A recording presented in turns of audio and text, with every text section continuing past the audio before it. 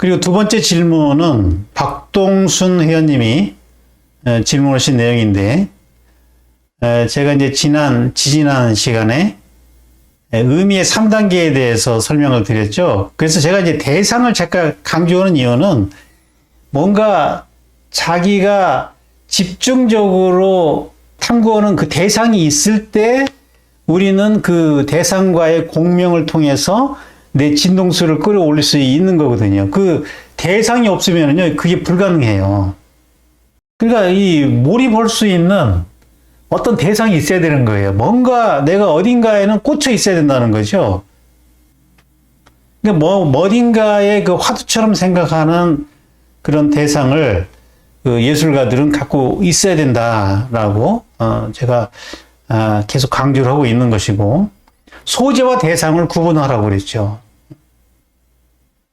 소재는 그냥 그 일상적인 의미를 갖는 거기 때문에 이 소재 안에 내면에 있는 어떤 그 궁극적인 어떤 대상의 존재를 탐구해야 되는 것이고, 그럴 때 거기에서 어떤 자기의 주제가 거기서 나올 수 있다는 얘기거든요.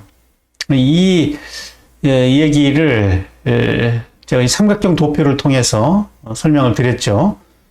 주제는 아주 궁극적인 거기 때문에 이거는 이제 이렇게 좁지만 대상은 좀 더 넓어지고 소재는 더 다양해지는, 그래서 이 삼각형 모양이 된다라고 말씀드렸는데, 무슨 질문이냐면은 일상적 의미의 소재와 존재적 의미로서의 대상이 구분이 쉽지 않고 진리적 의미인 주제를 정하기는 더 어렵습니다.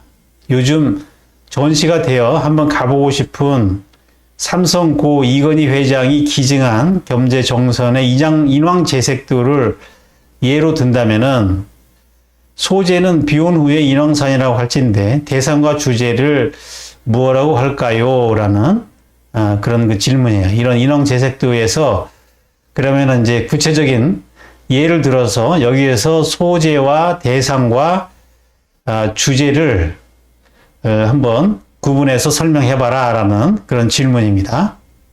뭐 소재는 말씀하셨듯이 뭐 인왕산이죠. 인왕산이 이제 소재인데, 뭐 우리가 상식적으로 알고 있는 그 인왕산, 항상 우리가 이제 그 지나가면서 봐왔던 그런 인왕산은 우리 누구나 다 공감을 하고 다 이해를 하는 뭐 그런 인왕산이라는 거죠. 근데 그거는 어떤 그 상식적 의미의 인왕산이죠. 근데 그 인왕산의 어떤 그 존재자가 인왕산이라면은 그 존재자의 존재, 본질적인 차원의 존재 방식은 우리가 상식적으로 이해하는 그 대상과는 다르다는 거죠. 저거는 일종의 자연이죠, 자연. 그래서 이 그림에서 대상은 자연인 거예요, 자연. 소재는 인왕산이지만 산 혹은 이 자연이라고 볼 수가 있고, 이 자연이라는 거는요, 그렇게 간단하게 우리가 이해할 수 있는 게 아닙니다. 그냥 눈으로 볼 수 있는 그런 인식적인 자연이 아니라 실제 어떤 그 기운의 어떤 작용이 끊임없이 이루어지는 그런 공간이거든요. 최복의 작품을 보면은 이런 글귀가 써 있어요. 공산, 무인, 수류화계. 이 산이 텅 비어 있는데 산에 아무도 없어요. 아무도 없는 산에 수류, 물이 흐르고 화계, 꽃이 핀다는 거죠. 사람이 아무도 없어도 물이 흐르고 꽃이 피고, 이게 무슨 조화냐는 거죠. 누구의 조화냐는 거죠. 여기에는 어떤 이 존재의 그 생명작용이 있는 거잖아요. 이걸 우리가 어떻게 이해할 수 있습니까? 그러니까 이런 신비 그 자체를 대상으로 삼으면은 이 자연에 대해서 계속 우리가 화두를 가지고 생각할 수 있는 거죠. 사유로 하는 거죠, 사유. 계속 화두처럼 이 자연을 대상을 삼아가지고 그 내면으로 파고드는 거죠. 그래서 인왕산을 통해서 자연을 탐구하는 것이고, 뭐 그 당시 겸재 정선이 역학에 심취해가지고 역학을 통해서 저 자연을 이해하는 거거든요.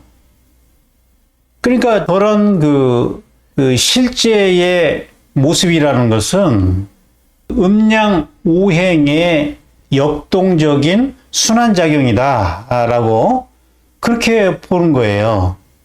그래서 저 산에서 어떤 음과 양, 그리고 수화 목금 토의 오행의 작용, 이 겸재정선의 그림은 항상 그 음과 양의 대비를 의식하면서 그리는 거예요. 왜? 그것이 이제 자기가 이해한 규역에 입각한 자연관이기 때문에.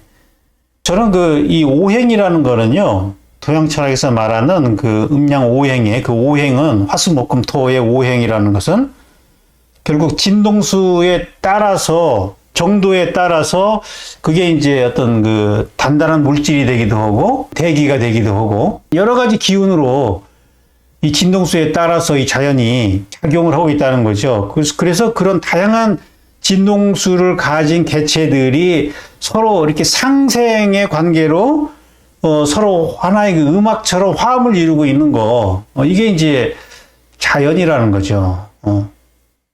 이제 그것이 잘 그 조화된 그런 산이 이제 명산이고요.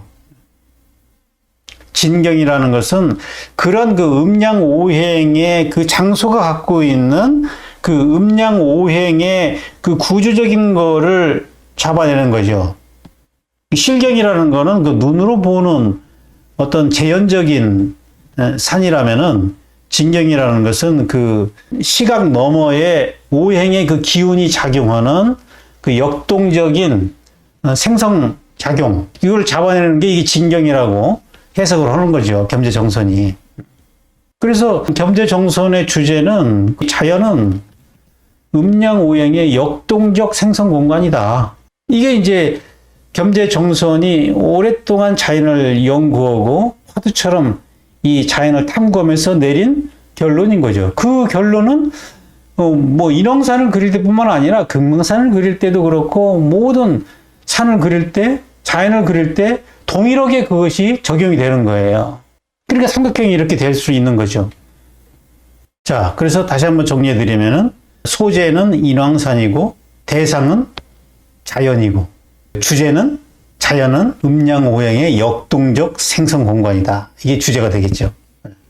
이제 그 주제를 끌어내는 거는 이제 자기가 어떤 대상에 대한 깊이 있는 탐구의 결과가 하나의 문장으로 이렇게 딱 나와줘야 되는 거죠. 자꾸 이 소재에 갇혀서는 안 된다. 소재는 다양해야 되는데 하나의 소재로 갇혔다는 것은 주제가 안 잡히면은 이 소재에 갇힐 수가 있어요. 주제가 잡히면은 다양하게 바뀔 수가 있는 거거든요. 자, 질문에 대한 답변이 잘 됐는지 모르겠습니다.